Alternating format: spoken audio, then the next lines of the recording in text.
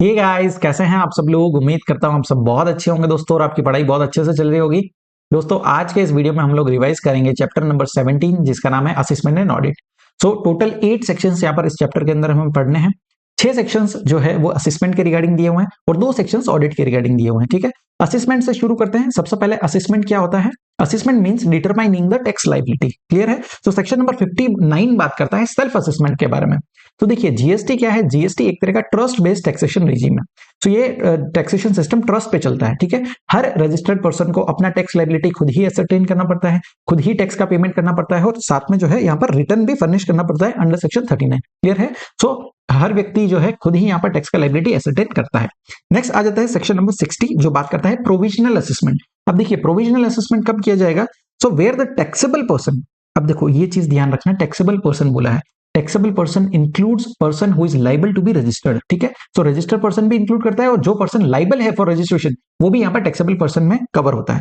सो कोई भी taxable person अगर अपना वैल्यू डिटरमाइन नहीं कर पा रहा है या फिर रेट ऑफ टैक्स क्या एप्लीकेबल है वो डिटरमाइन नहीं कर पा रहा है। ठीक है, जो भी वो गुड्स या सर्विसेज को सप्लाई कर रहा है उसका वैल्यू या फिर रेट डिटरमाइन नहीं कर पा रहा है तो उस केस में वो यहाँ पर प्रोविजनल असेसमेंट के लिए जा सकता है। ठीक है, प्रोविजनल असेसमेंट के लिए उसको क्या करना पड़ेगा। सबसे पहले उसको जो है एक एप्लीकेशन फर्निश करना पड़ेगा along with the relevant documents. Proper officer को वो एप्लीकेशन फाइल करेगा प्रोविजनल असेसमेंट के लिए और उसके बाद जो है प्रॉपर ऑफिसर वो एप्लीकेशन को चेक करेगा और अगर उसको कोई एडिशनल इन्फॉर्मेशन चाहिए, कुछ डॉक्यूमेंट चाहिए तो वो भी यहाँ पर मंगवाएगा और उसके बाद जो है वो यहाँ पर with in a period of 90 days यहाँ पर इंडिकेट करेगा आपको कि कौन सा वैल्यू, द वैल्यू और द रेट और both on the basis of which assessment is to be allowed on provisional basis. So किस बेसिस पे कौन सा वैल्यू कौन सा रेट के अकॉर्डिंग आपका प्रोविजनल असेसमेंट किया जाएगा वो यहाँ पर इंडिकेट करेगा। और दूसरा साथ में amount for which the bond is to be executed and the security is to be furnished. So आपको यहाँ पर बॉन्ड फर्निश करना पड़ता है प्रोविजनल असेसमेंट के केस में। सो कितने अमाउंट का बॉन्ड फर्निश करना पड़ेगा और साथ में कितना सिक्योरिटी फर्निश करना वो भी यहाँ पर इंडिकेट करेगा। ठीक है, अब the value of security cannot exceed 25% of the amount covered under the bond। Bond के अंदर जितना भी अमाउंट है सिक्योरिटी का वैल्यू जो है 25% से ज्यादा नहीं हो सकता। ठीक है, मान लीजिए आपका बॉन्ड का अमाउंट है 1 करोड़ रुपीस, तो आपका सिक्योरिटी का मैक्सिमम वैल्यू कितना हो सकता है 25 लाख तक, 25 लाख रुपीस तक। ठीक है, उससे ज्यादा का नहीं हो सकता। अब आपने जो है प्रोविजनल असेसमेंट कर दिया, आपको एक वैल्यू और रेट भी बता दिया गया, आपने बॉन्ड फर्निश कर दिया और आप जो है अब प्रोविजनली टैक्स का पेमेंट कर रहे हो।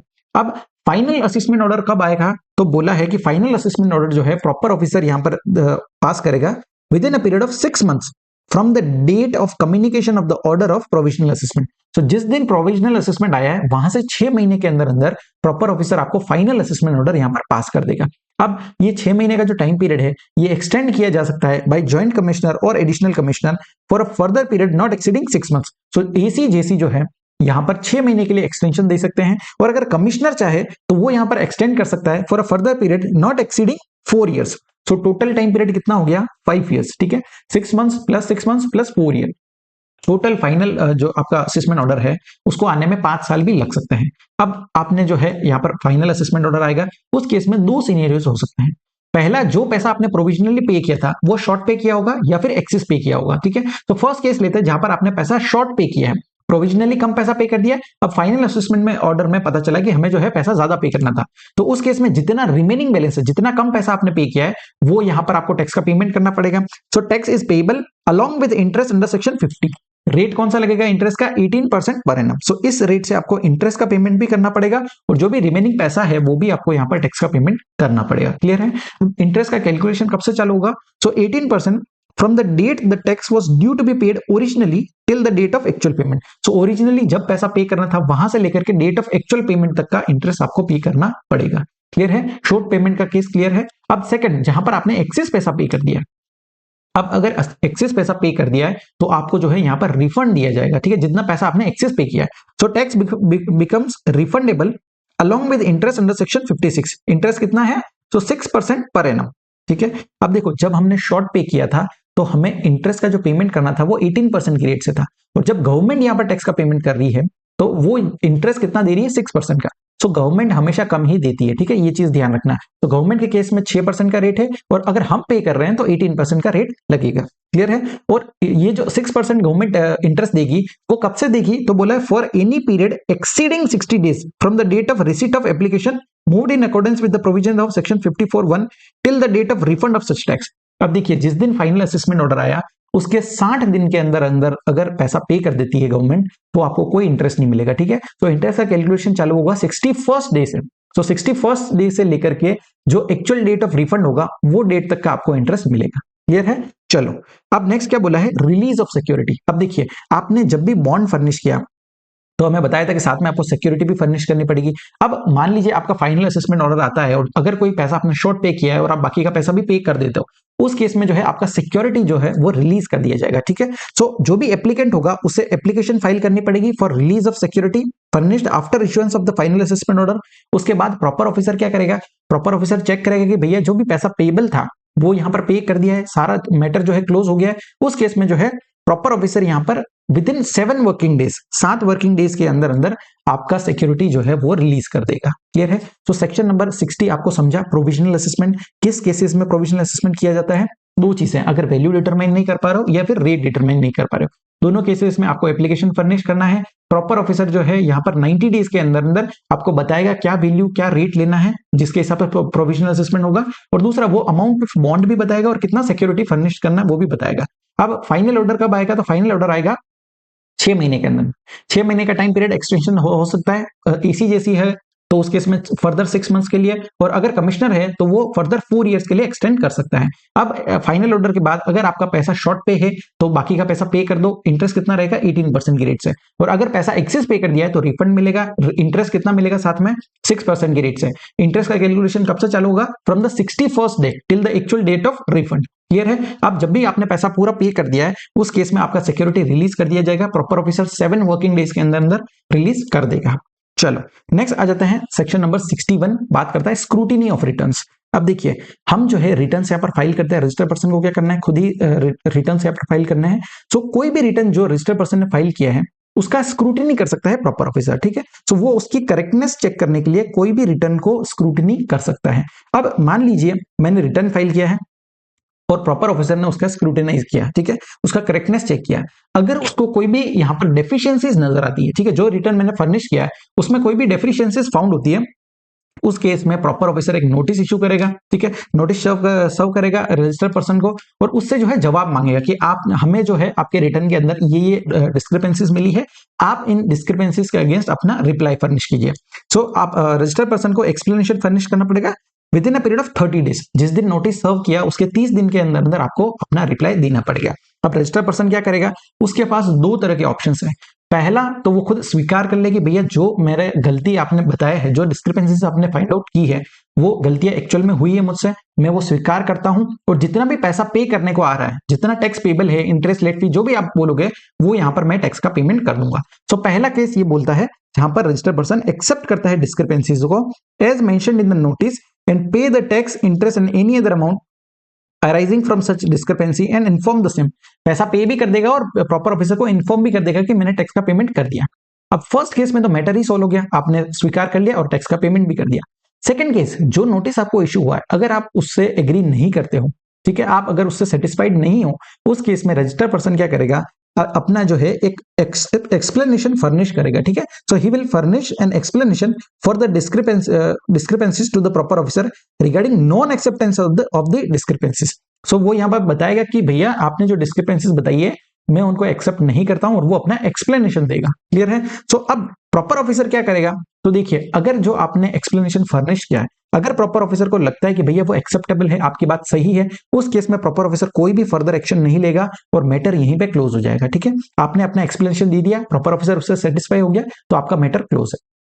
सेकंड केस, जहां पर आपने जो एक्सप्लेनेशन फर्निश किया है वो सेटिस्फैक्टरी नहीं है, ठीक है, या तो जो एक्सप्लेनेशन आपने यहां पर दिया था ये सेटिस्फैक्टरी नहीं है, या फिर जो आपने डिस्क्रिपेंसीज को एक्सेप्ट किया लेकिन टैक्स का पेमेंट नहीं किया, ठीक है, एक्सेप्ट तो कर लिया लेकिन टैक्स का पेमेंट नहीं किया। सो इन दो केसेस के अंदर आपका जो है यहाँ पर ये फॉलोइंग प्रोविजंस को इन्वोक कर सकता है, ठीक है। तो प्रॉपर ऑफिसर आपके ऊपर क्या क्या चीजें कर सकता है? सो ये 4 चीजें यहाँ पर बोला है।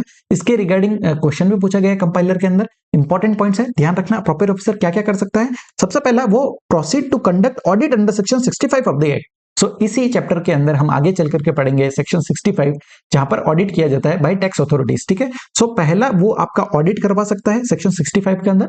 दूसरा, आपके ऊपर डायरेक्शंस इशू कर सकता है, ठीक है। So direct the conduct of special audit under section 66 which has to be conducted by a chartered accountant or a cost accountant which is nominated for this purpose by the commissioner. So section number 66 के अंदर वो special audit के directions issue कर सकता है, और special audit कौन करता है? या तो कोई चार्टर्ड अकाउंटेंट या फिर कॉस्ट अकाउंटेंट जिसको नॉमिनेट किया है कमिश्नर ने, ठीक है। थर्ड केस में बोला है he can undertake procedures of inspection, search and seizure under section 67 of this act. तो सेक्शन नंबर 67 के अंदर इंस्पेक्शन, सर्च, सीजर यहाँ पर आपके ऊपर करवा सकता है। और लास्ट बोला है कि वो आपके ऊपर जो है डिमांड एंड रिकवरी के प्रोविजंस को इनिशिएट कर सकता है, ठीक है। सो सेक्शन नंबर 73 एंड 74 के प्रोविजंस इन्वोक कर दिए जाएंगे। तो कौन सी चार चीजें आपको ध्यान रखनी है? अगर आपने जो एक्सप्लेनेशन दिया है वो सेटिस्फैक्टरी नहीं है, या फिर आपने एक्सेप्ट कर ली डिस्क्रिपेंसीज को लेकिन टैक्स का पेमेंट नहीं किया, उस केस में प्रॉपर ऑफिसर आपका 65 के अंदर जो है ऑडिट करवा सकता है, या फिर सेक्शन नंबर 66 के अंदर डायरेक्शंस इशू कर सकता है फॉर स्पेशल ऑडिट, ठीक है। स्पेशल ऑडिट कौन करेगा? कोई चार्टर्ड अकाउंटेंट या फिर कॉस्ट अकाउंटेंट जिसको नॉमिनेट किया है कमिश्नर ने। थर्ड, सेक्शन नंबर 67 के अंदर इंस्पेक्शन, सर्च एंड सीजर करवा सकता है। और लास्ट वो जो है आपके ऊपर सेक्शन नंबर 73 एंड 74 के अंदर डिमांड एंड रिकवरी के प्रोविजंस आपके ऊपर इन्वोक किए जा सकते हैं, ठीक है। चलो नेक्स्ट आ जाता है सेक्शन नंबर 62। सेक्शन नंबर 62 बात करता है assessment of non filers of return. जो व्यक्ति रिटर्न अपना फाइल नहीं कर रहे हैं उनका असेसमेंट इस सेक्शन के अंदर किया जाता है, ठीक है।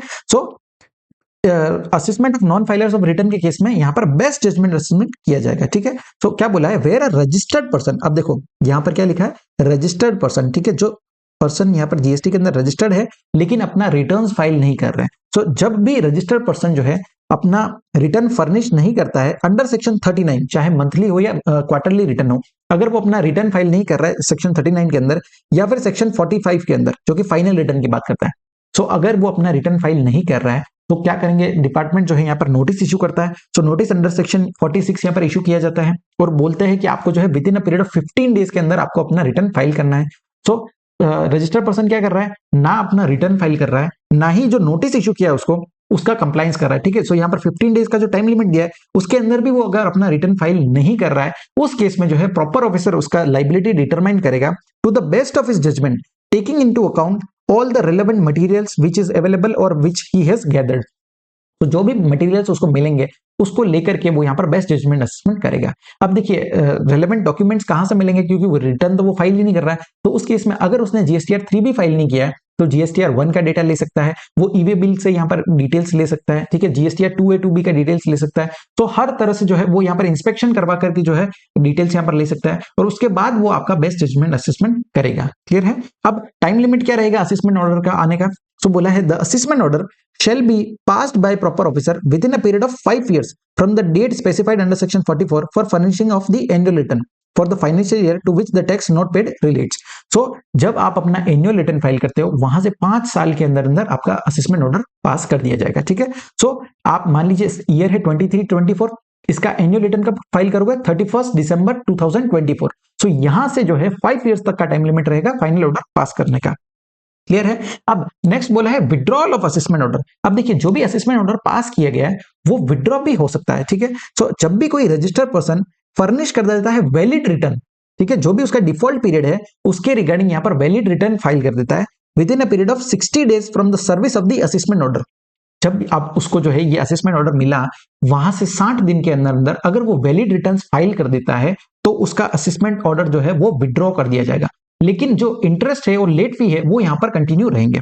सो इंटरेस्ट कितना रेट से लगेगा? 18% पर एनम, और जो लेट फी है अंडर सेक्शन 47, ठीक है, 100 rupees per day subject to a maximum of rupees 5000, ये यहाँ पर लगेगा। असेसमेंट ऑर्डर विड्रॉ हो जाएगा। सो ये पेनल्टी जो दिया है ये CGST एक्ट के अंदर दिया है, इक्विवेलेंट अमाउंट जो है SGST एक्ट के अंदर भी दिया हुआ है। क्लियर है? सो अगर आप 60 दिन के अंदर अंदर अपना रिटर्न फाइल कर देते हो वैलिड, तो उस केस में जो है आपका असेसमेंट ऑर्डर विड्रॉ कर दिया जाएगा। नेक्स्ट बोला है अगर कोई रजिस्टर्ड पर्सन है जो 60 दिन के अंदर भी रिटर्न फाइल नहीं कर पाया, उस केस में उसको एक फर्दर पीरियड ऑफ 60 डेज यहां पर दिया जाएगा, ठीक है। सो नेक्स्ट 60 डेज में आप अपना रिटर्न यहां पर फाइल कर सकते हो। उस केस में आपको जो है एडिशनल लेट फी यहां पर पे करना पड़ेगा of ₹100 for each day of delay beyond 60 days. So 60 days तक तो आपको 100 रुपीज का पेनल्टी पर डे लगी रहे। 61st डे से जो है आपको 100 प्लस 100 200 रुपीज पर डे के हिसाब से आपको पेनल्टी यहां पर पे करना पड़ेगा, ठीक है। और उस केस में भी जो है आपका असेसमेंट ऑर्डर विड्रॉ कर दिया जाएगा। लेकिन दोनों ही केसेस में ध्यान रखना है आपको इंटरेस्ट और पेनल्टी ये तो पे करना ही पड़ेगा, ये कैलकुलेशन कंटिन्यू रहेगा, ठीक है। सो यही था हमारा सेक्शन नंबर 62। जो बात करता है assessment non filers of return. अब आ जाते हैं नेक्स्ट सेक्शन नंबर 63, जो बात करता है असेसमेंट ऑफ अनरजिस्टर्ड पर्सन। ठीक है, सो अनरजिस्टर्ड पर्सन का असेसमेंट जो है सेक्शन नंबर 63 के अंदर किया जाएगा। तो अनरजिस्टर्ड पर्सन के केस में भी बोला है बेस्ट जजमेंट असेसमेंट ही किया जाएगा। तो यहां पर बात करते हैं वेयर अ टैक्सेबल पर्सन। अब देखो यहां पर वर्ड क्या यूज किया है, टैक्सेबल पर्सन। ठीक है, सेक्शन नंबर 62 में हमने देखा था रजिस्टर्ड पर्सन। क्लियर है, यहां पर रजिस्टर्ड पर्सन की बात हुई थी जो रिटर्न्स फाइल नहीं कर रहे हैं। और जब अनरजिस्टर्ड का केस है तो उस केस में बोला है वेयर अ टैक्सेबल पर्सन जो fails to obtain registration even though liable to do so, मतलब रजिस्ट्रेशन के लिए लाइबल है लेकिन उसने रजिस्ट्रेशन नहीं लिया है। सेकंड क्या बोला है, whose registration has been cancelled under section 29 subsection 2 for any of the following reasons. देखिए रजिस्ट्रेशन था लेकिन कैंसिल कर दिया गया। कैंसिल कहां किया है, सेक्शन नंबर 29 सबसेक्शन 2। ये सेक्शन जो है रजिस्ट्रेशन चैप्टर का सेक्शन है। ठीक है, तो वही पॉइंट्स दिए कि किन किन केसेस में आपका रजिस्ट्रेशन कैंसिल कर दिया जाएगा। सेम पॉइंट्स दिए हैं, जब कोई भी रजिस्टर्ड पर्सन कॉन्ट्रावीन करता है प्रोविजंस ऑफ दिस एक्ट को या रूल्स को कॉन्ट्रावीन करता है। दूसरा, कोई भी कंपोजिशन सप्लायर है और उसने अपना रिटर्न फाइल नहीं किया है for a financial year beyond 3 months from the due date of furnishing of this said return. So 3 months के बियॉन्ड तक अगर उसने अपना रिटर्न फर्निश नहीं किया है उस केस में उसका रजिस्ट्रेशन कैंसिल कर दिया जाएगा। नेक्स्ट, कोई भी रजिस्टर्ड पर्सन है अदर देन कंपोजिशन सप्लायर, उसने अपना रिटर्न फर्निश नहीं किया है for such continuous tax period as में बी प्रिस्क्राइब्ड। और कितना प्रिस्क्राइब किया है, अगर मंथली रिटर्न फाइलर है तो उस केस में अगर उसने 6 महीने तक अपना रिटर्न फाइल नहीं किया है, और दूसरा अगर कोई क्वार्टरली रिटर्न फाइलर है तो उसको देखना है कि 2 कॉन्सिक्यूटिव क्वार्टर्स तक अगर उसने अपना रिटर्न फाइल नहीं किया है उस केस में उसका रजिस्ट्रेशन कैंसिल कर दिया जाएगा। ठीक है, नेक्स्ट क्या बोला है, कोई पर्सन है जिसने वॉलेंटरी रजिस्ट्रेशन लिया। वॉलेंटरी रजिस्ट्रेशन कहां लेते हैं, सेक्शन नंबर 25 सबसेक्शन 3 के अंदर वॉलेंटरीली रजिस्ट्रेशन लिया है और अपना बिजनेस कमेंस नहीं किया for with in a period of 6 months from the date of registration. मतलब देखो रजिस्ट्रेशन लेकर रजिस्ट्रेशन ले लिया लेकिन 6 महीने तक जो है अपना बिजनेस स्टार्ट नहीं किया, उस केस में भी उसका रजिस्ट्रेशन कैंसिल कर दिया जाएगा। और लास्ट बोला है registration has been obtained by means of fraud, wilful misstatement और सप्रेशन ऑफ फैक्ट। मतलब जो रजिस्ट्रेशन लिया है वो ही गलत तरीके से लिया है। सो इन 5 केसेस के अंदर जो है आपका रजिस्ट्रेशन कैंसिल कर दिया जाता है। ठीक है, सो अब हम पढ़ रहे थे सेक्शन नंबर 63 बात करता है असेसमेंट ऑफ अनरजिस्टर्ड पर्सन। कोई भी टैक्सेबल पर्सन जो अपना रजिस्ट्रेशन लेने में फेल होता है या फिर उसका रजिस्ट्रेशन था लेकिन वो रजिस्ट्रेशन कैंसिल कर दिया गया, उस केस में जो है प्रॉपर ऑफिसर उसका टैक्स लाइबिलिटी असर्टेन करेगा to the best of his judgement. ठीक है, for the relevant tax period. So इस केस में भी बेस्ट जजमेंट असेसमेंट किया जाएगा। अब यहां पर प्रोसेस क्या रहेगा, तो सबसे पहले एक नोटिस इशू किया जाएगा। ठीक है, so before making the assessment proper officer shall issue a notice to a taxable person containing the grounds on which the assessment is to be proposed to be made।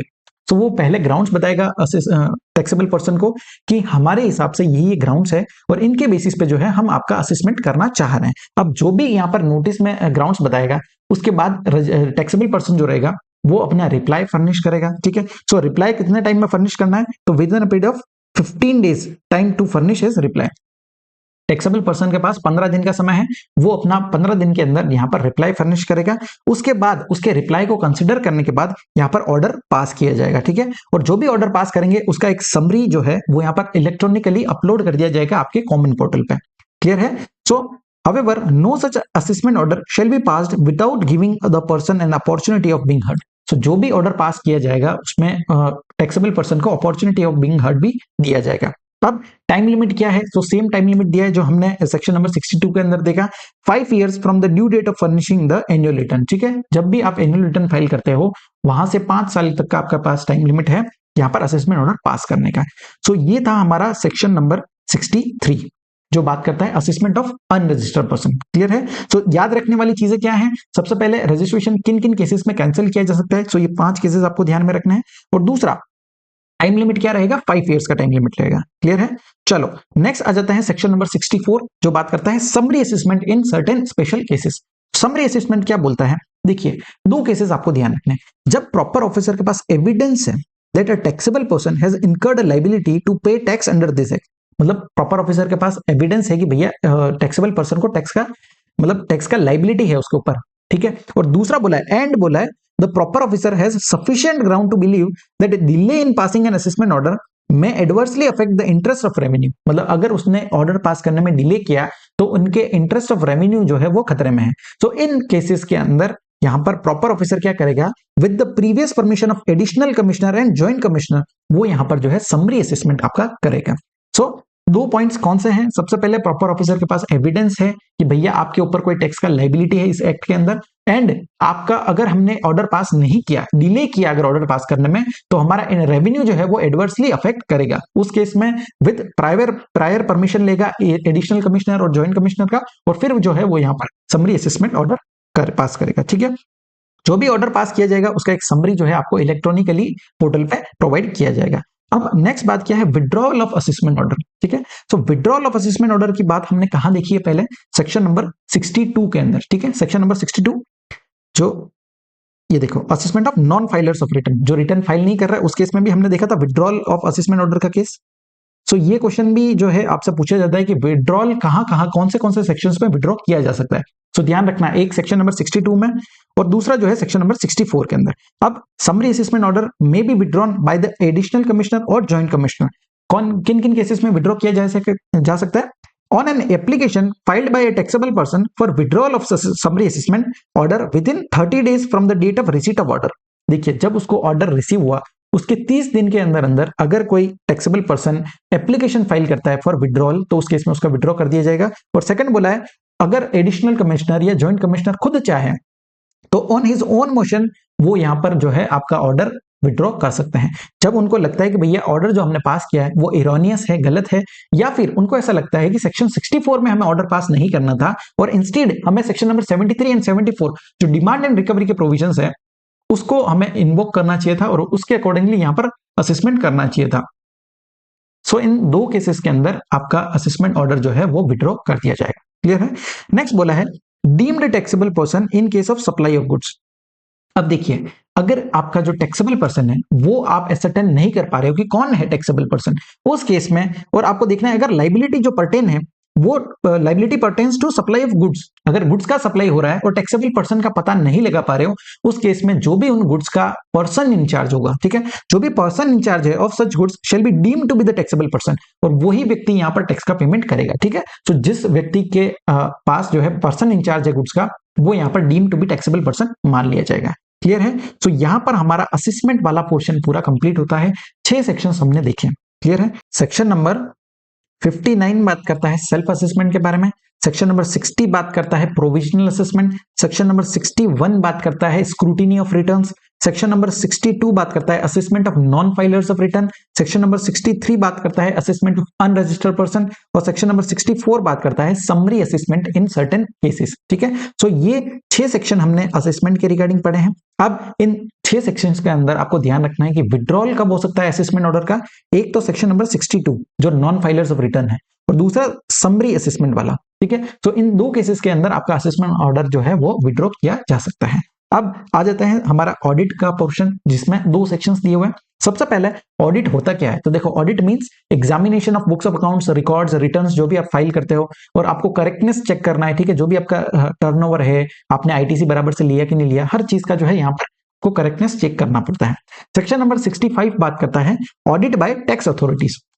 ठीक है, अब ये बोलता है who may conduct the audit। देखिए, audit कौन करेगा? Audit of any registered person may be undertaken by the commissioner, या तो कमिश्नर खुद ऑडिट करेगा या फिर ऑथोराइज करेगा किसी पर्सन को बाय वे ऑफ जनरल और स्पेसिफिक ऑर्डर। तो किसी और व्यक्ति को ऑर्डर पास करेगा और वो व्यक्ति जो है यहाँ पर आपका ऑडिट करेगा। सो 2 लोग कर सकते हैं, या तो कमिश्नर खुद या फिर कोई ऑथोराइज पर्सन है वो यहाँ पर ऑडिट कर सकता है। अब ऑडिट कहां पर किया जाएगा? तो बोला है audit may be carried out at a place of business. जो आपका प्लेस ऑफ बिजनेस है रजिस्टर्ड पर्सन का, या तो वहां पर या फिर आपके ऑफिस पे। ठीक है, सो यहां पर आपका ऑडिट कंडक्ट किया जाएगा, और जब भी ऑडिट किया जाएगा उसके 15 डेज प्रायर में, ठीक है, आपको यहां पर एक नोटिस इशू किया जाएगा। So notice not less than 15 working days prior to the conduct of audit आपको यहां पर दिया जाएगा। तो ऐसा नहीं है कि सीधा गए और ऑडिट करने लग गए। ठीक है, ये कोई रेड नहीं है, यहां पर क्या हो रहा है, ऑडिट किया जा रहा है। सो 15 दिन पहले यहां पर नोटिस दिया जाएगा कि हम जो है आपका प्लेस ऑफ बिजनेस पे आकर के आपका ऑडिट करेंगे। अब ऑडिट कितने टाइम पीरियड के लिए हो सकता है? तो देखो, पीरियड ऑफ ऑडिट क्या रहेगा? ऑडिट एक फाइनेंशियल ईयर के लिए भी हो सकता है, या फिर मल्टीपल फाइनेंशियल ईयर के लिए भी हो सकता है। ठीक है, या फिर पार्ट अगर है कोई 6 मंथ्स का ऑडिट करना है तो वो भी यहाँ पर हो सकता है। तो जनरली इन प्रैक्टिकल लाइफ अगर देखते हैं तो जो है 2 इयर्स, 5 इयर्स, मल्टीपल इयर्स के लिए यहाँ पर ऑडिट एक साथ किया जाता है। अब टाइम लिमिट क्या है ऑडिट कंप्लीट करने का? तो बोला है टाइम लिमिट जो है वो with in a period of 3 months from the date of commencement of audit. जिस दिन ऑडिट कमेंस किया वहां से 3 महीने के अंदर अंदर आपका जो है ऑडिट कंप्लीट कर दिया जाएगा। अब ये 3 मंथ्स का जो टाइम लिमिट है ये एक्सटेंड किया जाएगा for a further period of maximum of 6 months by the commissioner. So commissioner अगर चाहे तो 6 महीने का एक्सटेंशन भी दे सकता है। सो टोटल टाइम पीरियड कितना हो गया, 3 months plus 6 months, so total 9 months यहाँ पर आपका टाइम पीरियड हो जाएगा, ठीक है, ऑडिट कंप्लीट करने का। अब ये जो टाइम पीरियड दिया है ये बोला है from the commencement of audit, जिस दिन आपने ऑडिट कमेंस किया वहां से टाइम लिमिट चालू होगा। सो कमेंसमेंट ऑफ ऑडिट क्या होता है, ये बहुत इंपॉर्टेंट है, इसके रिगार्डिंग कंपाइलर के अंदर क्वेश्चन भी दिया हुआ है। कमेंसमेंट ऑफ ऑडिट क्या होता है, means the letter of the following. पहला बोला है the date on which the records और accounts called for by the audit authority are made available to them. मतलब देखिए, जिस दिन ऑडिट अथॉरिटी ने आपसे रिकॉर्ड्स मांगे और आपने अवेलेबल कराए, जिस दिन अवेलेबल कराए वो डेट। और दूसरा क्या बोला है, the actual institution of the audit at the place of business of tax payer, जिस दिन आपने एक्चुअली यहां पर ऑडिट स्टार्ट किया वो डेट से, ठीक है। तो दो चीजें आपको ध्यान रखना है। पहला, एक एग्जांपल के थ्रू समझते हैं। मान लीजिए 10th ऑफ मार्च, ठीक है, 10th ऑफ मार्च को यहां पर ऑडिट अथॉरिटी ने अपना ऑडिट स्टार्ट कर दिया, ठीक है, इंस्टीट्यूशन शुरू कर दिया, और मैंने जो है उनको 10 दिन तक यहां पर कोई भी रिकॉर्ड्स प्रोवाइड नहीं किए, और 20th ऑफ मार्च को मैंने उनको अकाउंट्स और रिकॉर्ड्स प्रोवाइड किए ऑडिट करने के लिए। उस केस में कमेंसमेंट ऑफ ऑडिट का डेट कौन सा माना जाएगा? सो कमेंसमेंट जो भी बोला वो विचएवर इज लेटर, जो बाद में है 20th मार्च को, ठीक है। अब दूसरा एग्जांपल लेते हैं, जब मैंने जो है डॉक्यूमेंट्स पहले ही प्रोवाइड कर दिए, मान लीजिए 15th ऑफ अप्रैल को मैंने रिकॉर्ड्स और अकाउंट्स जो है वो यहां पर प्रोवाइड कर दिए ऑडिट अथॉरिटी को, लेकिन उन्होंने ऑडिट स्टार्ट किया यहां पर 25th अप्रैल को, ठीक है, ऑडिट 25th अप्रैल को स्टार्ट किया। उस केस में यहां पर कमेंसमेंट ऑफ ऑडिट का डेट कौन सा माना जाएगा? सो 25th अप्रैल, ठीक है। सो आपको ध्यान रखना है, जो भी लेटर वाला डेट होगा वहां से ही आपको यहां पर डेट टाइम लिमिट देखना है। टाइम लिमिट कितना है? नॉर्मल टाइम लिमिट दिया है 3 मंथ्स का। अब अगर कमिश्नर चाहे तो उसको एक्सटेंड कर सकता है for a further period of 6 months, ठीक है। तो टोटल टाइम पीरियड कितना हो गया यहाँ पर 9 मंथ्स। नेक्स्ट, अब ऑडिट कैसे कंडक्ट करेंगे? तो वही हमने जो ऑडिट चैप्टर में पढ़ा है, ऑडिट सब्जेक्ट के अंदर आप जो पढ़ते हो वही चीजें आपको वेरीफाई करना है, ठीक है। Documents on the basis of which books of accounts are maintain, जो भी डॉक्यूमेंट्स फर्निश किए, रिटर्न्स फर्निश किए, वो सारी चीजें आपको वेरीफाई करनी है। और करेक्टनेस देखना है टर्नओवर का, एग्जेम्पशंस एंड डिडक्शंस जो क्लेम किए आपने, क्या वो प्रॉपरली है कि नहीं है। जो आपने रेट ऑफ टैक्स आपने लगाया, क्या वो रेट प्रॉपर है कि नहीं है, ठीक है। नेक्स्ट, यहाँ पर इनपुट टैक्स क्रेडिट आपने अवेल जो किया है वो विद इन नॉर्मल लिमिट है, या आपने जो है एक्सेस आईटीसी क्लेम कर लिया है, या फिर रिफंड गलत तरीके से तो क्लेम नहीं किया है। तो ये सारी चीजों का करेक्टनेस यहाँ पर चेक करते हैं, ठीक है। तो ये सच काम का नहीं है, आप इसको एक बार रीड कर सकते हो कि ऑडिट कैसे किया जाता है। अब फाइनलाइजेशन ऑफ ऑडिट में क्या बोलता है कि प्रॉपर ऑफिसर यहाँ पर इन्फॉर्म करेगा रजिस्टर्ड पर्सन को जो भी डिस्क्रिपेंसीज नोटिस हुई है, ठीक है। तो उसने ऑडिट किया, 3 मंथ्स का टाइम लिया, और जो भी उसको यहाँ पर डिस्क्रिपेंसीज नोटिस हुई है तो वो रजिस्टर्ड पर्सन को बताएगा, ठीक है। उसके जो भी ऑब्जर्वेशन होंगे वो यहाँ पर बताएगा। अब रजिस्टर्ड पर्सन उस पर अपना रिप्लाई देगा, अपना एक्सप्लेनेशन प्रोवाइड करेगा, और उसके बाद जो है प्रॉपर ऑफिसर फाइनलाइज करेगा the findings of the audit. So जो भी रिप्लाई उसको मिला है उसको कंसिडर करने के बाद जो है अपना ऑडिट फाइंडिंग्स जो है उसको फाइनलाइज करेगा। और जब कंक्लूजन, जिस दिन ऑडिट कंक्लूड होता है उस दिन जो है प्रॉपर ऑफिसर यहाँ पर विद इन 30 डेज इन्फॉर्म करेगा रजिस्टर्ड पर्सन को जो भी उसकी फाइनलाइज्ड ऑडिट फाइंडिंग्स रहेगी, ठीक है, जो उसने फाइनलाइज कर दी वो यहाँ पर 30 दिन के अंदर अंदर रजिस्टर्ड पर्सन को बताएगा। और साथ में उस रजिस्टर्ड पर्सन को उसके राइट्स एंड ऑब्लिगेशन भी बताएगा कि ये जो ऑब्जर्वेशन हमने दिया है आपको, जो डिस्क्रिपेंसीज हमने बताई है, उनके रिगार्डिंग आपके क्या राइट्स है, आपके क्या ऑब्लिगेशंस रहने वाले हैं। क्लियर है? अगर ऑडिट करने के बाद ऐसा पता चलता है कि भैया टैक्स जो है वो नहीं पे किया है, या फिर शॉर्ट पे किया है, या फिर इरोनियसली रिफंड लिया है, या फिर आईटीसी रॉन्गली अवेल्ड और यूटिलाइज्ड। सो 5 चीजें बोली मैंने। पहला, टैक्स नॉट पेड। दूसरा, टैक्स शॉर्ट पेड। तीसरा, इरोनियसली रिफंड लिया है, या फिर आपने आईटीसी रॉन्गली अवेल्ड किया है, या फिर आईटीसी रॉन्गली यूटिलाइज किया। सो इन 5 केसेस के अंदर जो है आपके ऊपर प्रॉपर ऑफिसर इनिशिएट करेगा एक्शंस अंडर सेक्शन 73 एंड 74, ठीक है। डिमांड एंड रिकवरी के प्रोविजंस जो है आपके ऊपर लगा दिए जाएंगे। क्लियर है? तो यही था हमारा सेक्शन नंबर 65 जो बात करता है ऑडिट बाय टैक्स अथॉरिटी। अब आ जाता है last section of this chapter जो बात करता है स्पेशल ऑडिट, ठीक है। स्पेशल ऑडिट कौन करेगा? तो देखो, if at any stage of scrutiny, inquiry, investigation और एनी अदर प्रोसीडिंग्स, मतलब आपका कोई भी प्रोसीडिंग्स चल रहा है, ठीक है, स्क्रूटिनी चल रहा है, इंक्वायरी चल रहा है, इंस्पेक्शन चल रहा है, और उनके दौरान किसी भी ऑफिसर को जो कि not below the rank of assistant commissioner है, कौन व्यक्ति बोला है? Any officer not below the rank of assistant commissioner, ठीक है। सो अगर उसको लगता है, उसके ओपिनियन में ऐसा उसको लगता है कि जो वैल्यू आपने जो गुड्स और सर्विस आप सप्लाई कर रहे हो उसका वैल्यू आपने करेक्टली डिक्लेयर नहीं किया है, या फिर जो क्रेडिट अवेल किया है is not with in the normal limits, दो केसेस कौन से हैं स्पेशल ऑडिट के, ध्यान रखना। जब भी कोई officer not below the rank of assistant commissioner को ऐसा लगता है कि आपने जो वैल्यू बताया है वो करेक्ट नहीं है, या फिर जो इनपुट टैक्स क्रेडिट क्लेम किया है वो नॉर्मल लिमिट के अंदर नहीं है, इन दो केसेस के अंदर जो है वो यहां पर आपके ऊपर डायरेक्शंस इशू कर सकता है, ठीक है। सो वो पहले प्रायर अप्रूवल लेगा कमिश्नर का और फिर इशू करेगा directions to the registered person to get its records including books of accounts examined and audited by a chartered accountant or a cost accountant as may be nominated by the commissioner. So वो यहाँ पर directions देगा कि आप जो है अपना special audit करवाओ, और स्पेशल ऑडिट कौन करेगा, या तो कोई चार्टर्ड अकाउंटेंट या फिर कॉस्ट अकाउंटेंट जिसको नॉमिनेट किया है कमिश्नर ने, ठीक है। और वो स्पेसिफाई करेगा वो जो है यहाँ पर डायरेक्शंस में स्पेसिफाई करेगा, ठीक है। Next, audit will be conducted even if accounts have already been audited. अगर आपका ऑडिट ऑलरेडी हो चुका है या फिर किसी और एक्ट के अंदर भी हुआ है तो भी इस सेक्शन के अंदर आपका ऑडिट हो सकता है, ठीक है। अब टाइम लिमिट क्या है ऑडिट कंप्लीट करने का, तो देखिए जो भी चार्टर्ड अकाउंटेंट है या कॉस्ट अकाउंटेंट है वो with in a period of 90 days के अंदर अंदर अपना रिपोर्ट सबमिट करेंगे असिस्टेंट कमिश्नर को, और ये 90 डेज का जो पीरियड है ये एक्सटेंड किया जा सकता है for a further period of 90 days, ठीक है। कब एक्सटेंड किया जा सकता है, या तो जो रजिस्टर्ड पर्सन जिसका ऑडिट हो रहा है वो, या फिर सी एंड सी एम, इन तीनों में से कोई भी एक एप्लीकेशन फाइल करता है कि हमें जो है थोड़ा ज्यादा समय चाहिए तो हमें एक्सटेंशन दीजिए। अगर ये लोग एप्लीकेशन फाइल करते हैं उस केस में एक्सटेंशन मिल जाएगा, या फिर कोई सफिशिएंट मटेरियल और सफिशिएंट रीजन है अगर, ठीक है, कोई अगर वैलिड रीजन है उस केस में भी एक्सटेंशन प्रोवाइड कर दिया जाएगा। सो टोटल टाइम लिमिट कितना है, 90 डेज प्लस 90 डेज, ठीक है। हमने section number 65 audit bye tax authority में देखा था, टाइम लिमिट दिया था 3 मंथ्स प्लस 6 मंथ्स, ठीक है। तो 3 मंथ्स प्लस 6 मंथ्स का टाइम लिमिट था सेक्शन नंबर 65 के अंदर, और 66 के अंदर दिया हुआ है 90 days plus 90 days. So confuse मत होना, वहां 3 मंथ्स है, यहां पर 90 डेज है। क्लियर है?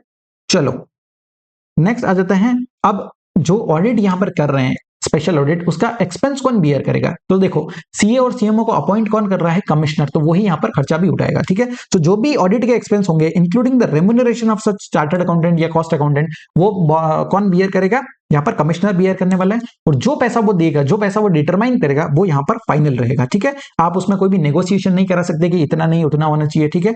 जो कमिश्नर ने डिसाइड कर लिया, डिटरमाइन कर दिया, वही यहाँ पर अमाउंट फाइनल रहने वाली है। अब कंक्लूजन ऑफ स्पेशल ऑडिट में क्या होगा, तो देखो सबसे पहले जब भी आप कंक्लूड कर रहे हो ऑडिट को, तो आपको जो है यहाँ पर पर्सन को अपॉर्चुनिटी बीइंग हर्ड देना पड़ेगा, ठीक है। उसकी बात सुननी पड़ेगी, उसके बाद ही आप अपना जो है कंक्लूजन पे आ सकते हो। अब आपको जो है स्पेशल ऑडिट के केस में रजिस्टर्ड पर्सन जो भी उसकी फाइंडिंग्स रही है वो इन्फॉर्म करेगा, inform of the finding of the special audit. Registered person को उनको फाइंडिंग्स बताएगा कि हमारे को ये फाइंडिंग्स मिली है, ये डिस्क्रिपेंसीज मिली है, और अगर उसको ऑडिट के बाद में ऐसा पता चलता है कि टैक्स जो है वो नहीं पे किया है, वही 5 सिनेरियोज दिए, tax not paid, short paid, erroneously refunded, ITC wrongly availed और ITC wrongly utilize. So in 5 cases के अंदर जो है यहाँ पर process of demand and recovery will be initiated against the registered person under section 73 and 74। सो अगर ये पांचों सिनेरियोज निकल करके आते हैं आफ्टर दी ऑडिट, तो उस केस में यहाँ पर डिमांड एंड रिकवरी के प्रोविजंस इन्वोक कर दिए जाएंगे। क्लियर है? सो यहाँ पर हमारा सेक्शन नंबर 66 भी कंप्लीट होता है। 2 सेक्शंस ऑडिट के देखें, section number 65 audit bye tax authority, section number 66 यहाँ पर स्पेशल ऑडिट की बात करता है। क्लियर है? सो ये चैप्टर जो है इंपॉर्टेंट है, कई बार जो है 5 मार्क्स का सीधा कोई भी एक सेक्शन से क्वेश्चन पूछा जा सकता है। सो आई होप आपको ये समझा होगा और आपको अच्छा लगा होगा। आज के लिए इतना ही। Thank you so much.